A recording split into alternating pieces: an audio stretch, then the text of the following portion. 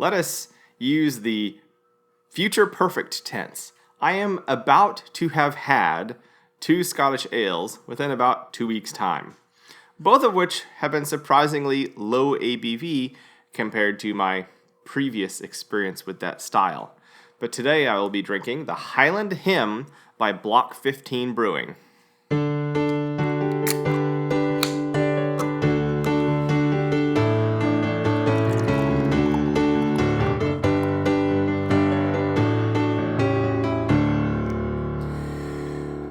Well, hello and welcome to another episode of Chewing the Brew.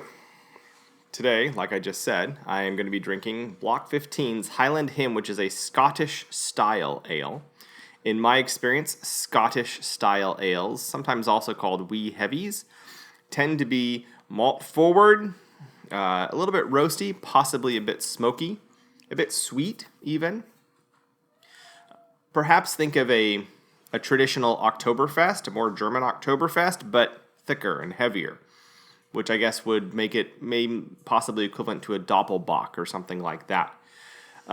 This one is a decidedly light Scottish-style ale, though. They are not actually calling themselves a wee heavy, and probably on purpose, because it is only 5% ABV.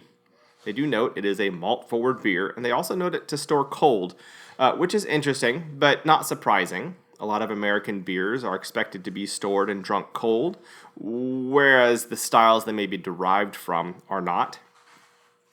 So it being an American brewery, that doesn't surprise me a lot. But the malt forward also indicates it's going to be sweet, malty, bready, and that sort of thing, which generally, if you're chilling that, it's the same reason why ice cream mix is so sweet. Because when you freeze it, when you're eating it on a tongue that's being frozen, that is depressing your tongue's ability to taste it. So you actually need that extra sweetness in order for the ice cream to still taste sweet once it's frozen. Anyways, so it might be they balanced this particular beer to where they feel it's best when it is drunk at refrigerator temperatures. So this is fresh out of my refrigerator, per their instructions. Anyways, let's see how it smells.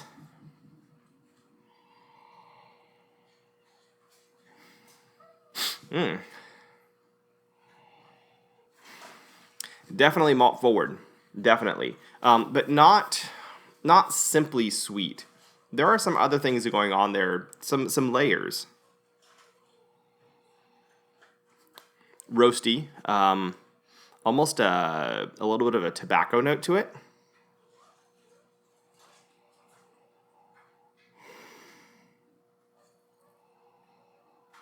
But also this, like a sweet, dark bread.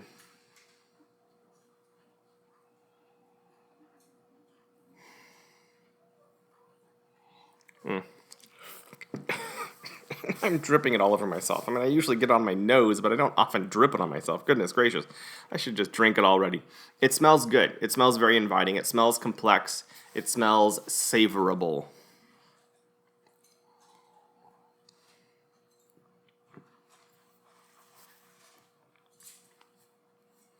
Oh, that's pretty nice.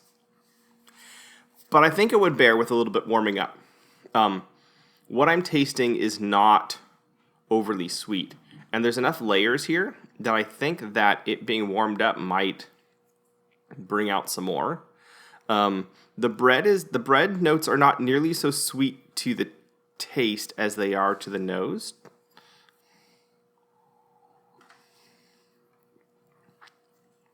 And there's also some dark chocolate, maybe a bit of raspberry, and toffee, perhaps. Maybe just like a hint. There's like a hint of interesting bright acidity, but it's like a hint. There's just the suggestion thereof.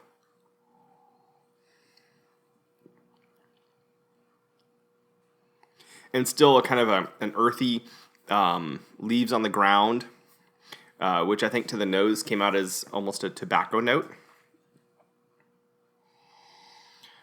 Maybe rather than dark chocolate, I think like espresso-like notes. It's darker and roastier than chocolate and less sweet.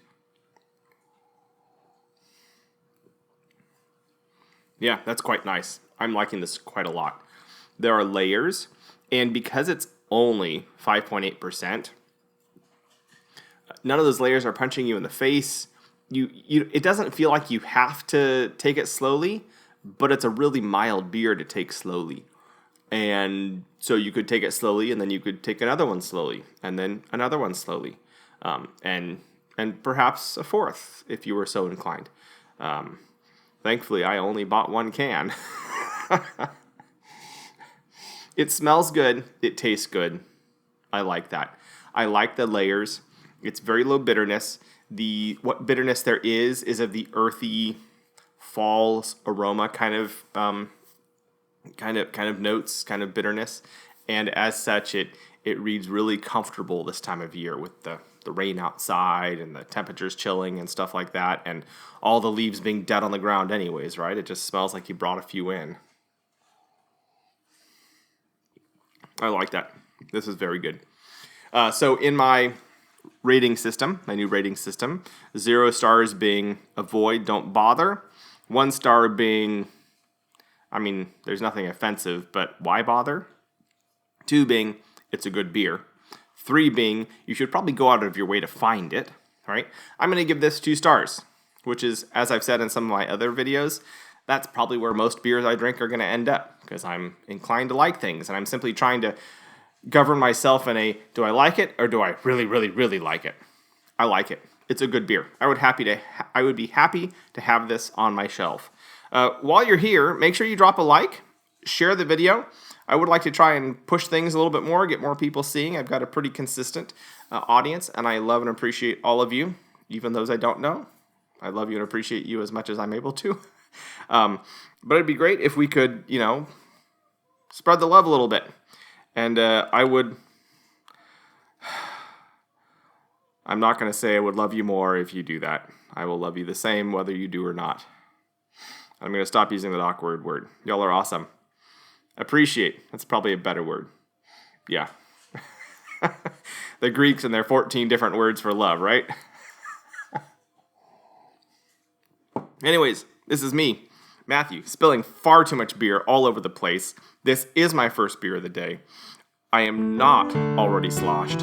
I will not be getting sloshed because this is probably going to be my only beer of the day. I don't know why I'm spilling everywhere, but I am. So I'm just going to leave it. Anyways, me, signing off. Catch you later. Bye.